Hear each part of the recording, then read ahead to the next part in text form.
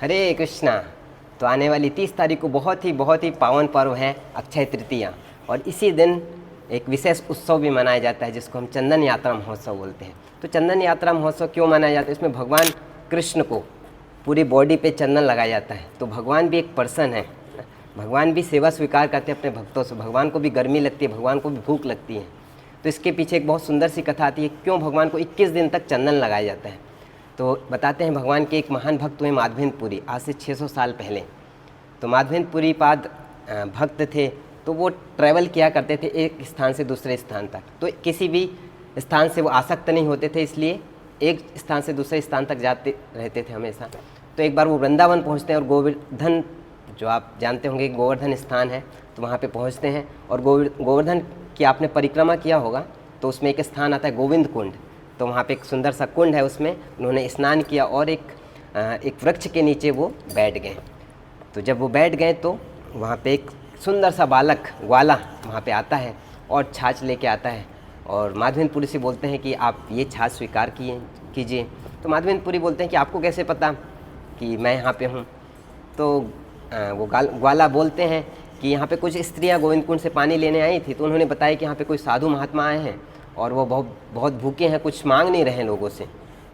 तो मैं तुरंत ही कुछ ना कुछ लेके आया हूँ आपके लिए, क्योंकि हमारे गांव में कोई भूखा नहीं रहता है। तो जो कुछ लोग होते हैं जो मांगते नहीं हैं, तो मैं खुद आके उनको प्रोवाइड करता हूँ। भगवान गीता में बोलते हैं कि अनन्यस्य चिंतयन्तो माम ये जनाओ पर्युपासते तेषां नित्य अभियुक्ता नाम योगक्षेम वहाम्यहम्, कि भगवान से अगर कोई कुछ मांगता नहीं तो भगवान खुद आके उसको प्रोवाइड करते हैं। तो माधवेंद्रपुरी कुछ मांग नहीं रहे थे, तो स्वयं भगवान ग्वाला बन के आए और उनके लिए दूध लेके आए, छाछ लेके आए उनको पिलाने के लिए।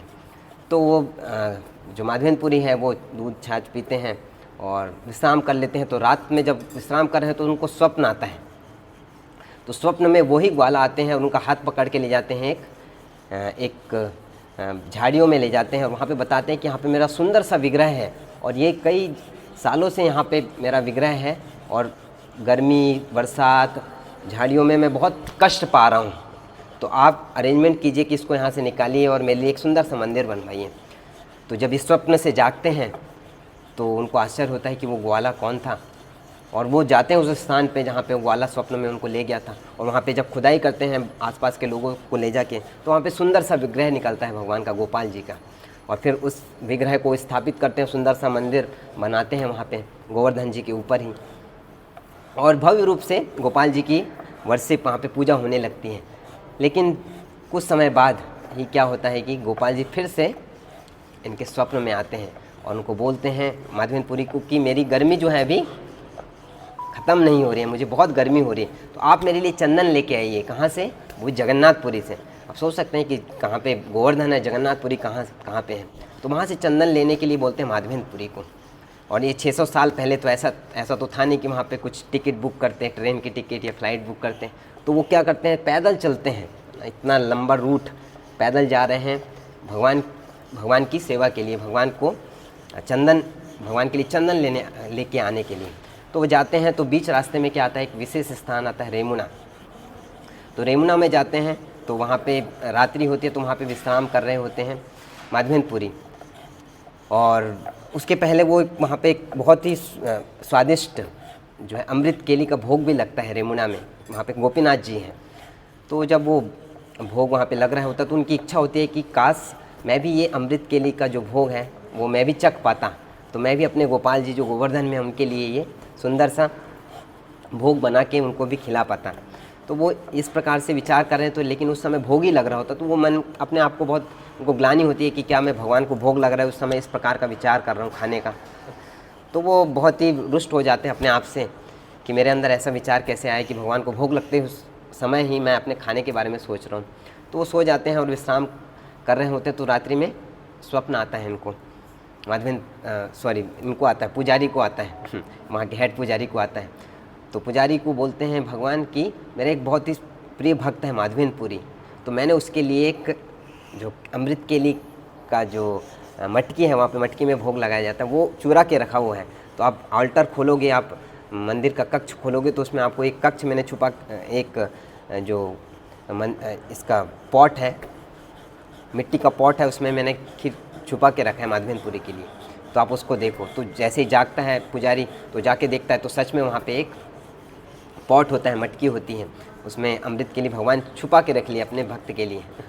और जैसे उसको लेके जाते हैं वो माधवेंद्रपुरी, वहाँ से रेमुना से थोड़े दूर स्थान पे होते हैं, वहाँ पे विश्राम कर रहे होते हैं, तो उनको बताते हैं कि भगवान ने आपके लिए क्या है खीर चुरा के रखा था। तब से भगवान वहाँ पे रेमुना में गोपीनाथ जी का नाम क्या हो जाता है, खीर चोर गोपीनाथ। कि भगवान भी क्या करते हैं, आपने सुना होगा कि भगवान कृष्ण बचपन में तो मक्खन चुराया करते थे, लेकिन बाद में वो खीर भी चुराए थे, इसलिए उनका खीर चोर गोपीनाथ भी नाम पड़ गया। तो जैसे ही माधवेंद्रपुरी को पता चलता है तो बहुत आनंदित होते हैं और उसको चखते हैं और बताते हैं कि इवन जो मटकी था उसको भी वो क्रश करते हैं और उसको कई महीनों तक उसका एक एक कण पाते थे वो। तो माधवेंद्रपुरी क्या ये उन्नत स्तर था। तो माधवेंद्रपुरी फिर वहाँ से इनकी ख्याति फैल जाती है कि भगवान खुद माधवेंद्रपुरी जी के लिए चंदन चुराए हैं, तो इनकी ख्याति बहुत फैल जाती है। तो भक्त जो होता है वो क्या होता है, किसी भी प्रकार की प्रतिष्ठा से दूर भागता है। तो वो सोचते हैं कि मेरे बारे में सब मेरे पास आने लगेंगे तो मैं अच्छे से भक्ति नहीं कर पाऊँगा, तो वो वहाँ से भागते हैं कि मेरे पास में बहुत सारे लोग आके पूछेंगे कि क्या आप तो महान भक्त हैं। तो भक्त होता है हमेशा प्रतिष्ठा से दूर भागता है। तो माधवेंद्रपुरी भी जा रहे थे, जगन्नाथपुरी के लिए निकल रहे थे, लेकिन उनके जाने के पहले ही उनकी प्रतिष्ठा मतलब पहले ही पहुँच गई थी। जहाँ पर जाते थे लोग उनके बारे में पूछते थे, इनके लिए भगवान ने खीर चुराया था। बताया जाता है कि प्रतिष्ठा सदा कुंवारी रहती है कि प्रतिष्ठा जो होती है वो किसको चाहती है, जो उसको चाहता नहीं है। साधारणतः लोग किसको चाहते हैं, प्रतिष्ठा आए, हमको प्रतिष्ठा मिले, लेकिन वो ऐसे व्यक्ति को चाहती नहीं जो उनको चाहता है। वो किसको चाहती है, जो उनको चाहता नहीं है। तो भक्त होता है वो उनको चाहता नहीं है, वो उसको चाहती है। तो माधवेंद्रपुरी जा रहे तो उनकी प्रतिष्ठा उनके आगे आगे चल रही थी, जहाँ पे जा रहे सब उनको जान रहे थे कि ये माधवेंद्रपुरी जी हैं।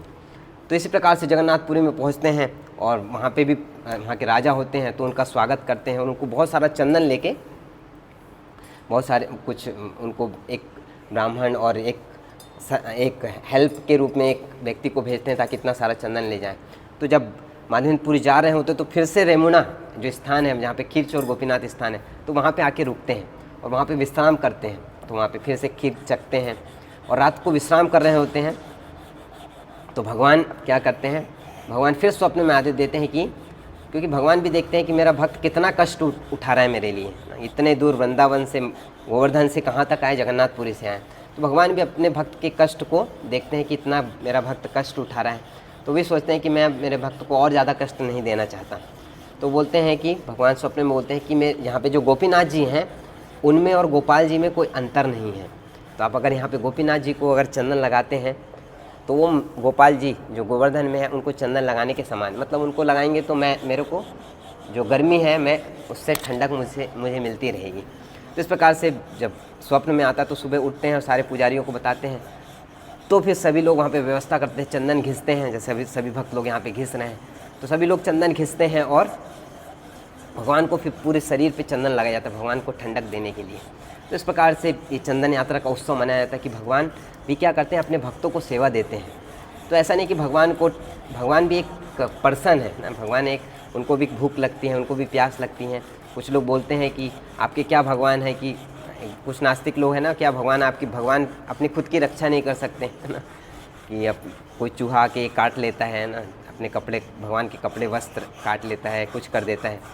तो ये मैनेजमेंट की दिक्कत है कि वहाँ के मैनेजमेंट प्रबंधन की दिक्कत है। भगवान भी अपने भक्तों पे डिपेंड होना चाहते हैं, उन पे निर्भर होना चाहते हैं कि मेरी भक्त मेरे लिए कितना एंजाइटी लेता है, चिंता लेता है। तो अगर ऐसी कुछ चीज़ें होती है तो उसमें भगवान पे आरोप नहीं लगाना चाहिए। ये हमारा दोष है कि हम लोग वो अच्छी व्यवस्था नहीं कर रहे हैं, सारी चीज़ें हो रही। तो भगवान भी अपने भक्तों से सेवा लेना चाहते हैं। तो भगवान को भी गर्मी लगती है, भूख लगती है, तो भगवान सेवा देने के लिए सारा व्यवस्था करते हैं। जैसे हमने बताया था कि जो भगवान ने सेतुबंध बनाया था भगवान राम ने, तो वो चाहते थे भगवान तो एक क्षण में बना देते। जो बनाया था सेतुबंध था वो एक इच्छा मात्र से, भगवान के इतने सारे ब्रह्मांड निकलते हैं उनके छिद्र से, रोम से, तो इच्छा मात्र से वो सारा सेतु बांध बना सकते थे। लेकिन सभी भक्तों को सेवा में लगाने के लिए वो क्या करते हैं, सेतु बांध बनाते हैं। तो हम सभी भक्तों को सेवा देने के लिए भगवान क्या करते हैं, ये सारा उत्सव करते हैं। भगवान को गर्मी लगती है और भगवान फिर उनके लिए यहाँ पे घिसते हैं, चंदन घिसते हैं और भगवान की सेवा करते हैं। तो इस प्रकार से हम ये उत्सव का लाभ उठाते हैं कि भगवान हमारी सेवा स्वीकार करते हैं। तो तो भगवान भी एक पर्सन है, तो हम उनको हम कैसे प्रसन्न कर सकते हैं, उनके लिए चंदन घिस के उनको शरीर पे हम चंदन लगाएंगे। तो ये उत्सव हर मंदिर में मनाया जाता है, तो आप भी अपने नियर बाय इस्कॉन सेंटर में जा सकते हैं और वहाँ पे इस उत्सव में भाग ले सकते हैं। और भगवान की डायरेक्ट सेवा है ये, तो डायरेक्ट आपके द्वारा घिसा गया चंदन जो भगवान के शरीर पे लगाया जाएगा, तो जो भगवान को ठंडक देता है। क्योंकि संसार में सभी लोग 3 प्रकार के ताप से ग्रसित है। कौन कौन से ताप हैं? तो शास्त्रों में बताया कि आध्यात्मिक ताप, तो मतलब आध्यात्मिक ताप मतलब खुद शरीर और मन के द्वारा जो कष्ट व्यक्ति को मिलता है उसको आध्यात्मिक ताप बोलते हैं। दूसरे प्रकार का ताप है अधिभौतिक ताप, जो हमको दूसरे जीव देते हैं ना, साधारणतः लोग जो हमारे द्वेषी लोग हैं, मच्छर हो गया, कीट पतंग, जो हमको ताप देते हैं उसको अधिभौतिक ताप बोलते हैं। और तीसरा आधिदैविक ताप, कि जो हमको देवी देवताओं से प्राप्त होता है ना, जैसे सुनामी हो गया, अतिवृष्टि होगी, ओलावृष्टि होगी। तो इस प्रकार के 3 ताप होते हैं। अगर इन तीनों तापों से आपको मुक्ति चाहिए तो उसके लिए क्या करना चाहिए? भगवान को अगर कोई ठंडक देता है तो हमारे जो ताप है इनसे हमको मुक्ति प्राप्त होगी। 3 प्रकार के ताप से सभी लोग ग्रस्त हैं, तो आप इन तापों से छुटकारा पाना चाहते हो तो भगवान के ताप को कम करिए। उसके लिए चंदन घिसिए, भगवान को चंदन लगाइए, तो भगवान जब भगवान को ठंडक प्रदान करेंगे तो हमारे भी ये 3 ताप क्या होंगे? कम होंगे। तो इस प्रकार से ये चंदन यात्रा को 21 दिन तक मनाया जाएगा। तो आप भी इसमें भाग लीजिए और भगवान के लिए ज़्यादा से ज़्यादा चंदन घिसिए। हरे कृष्णा।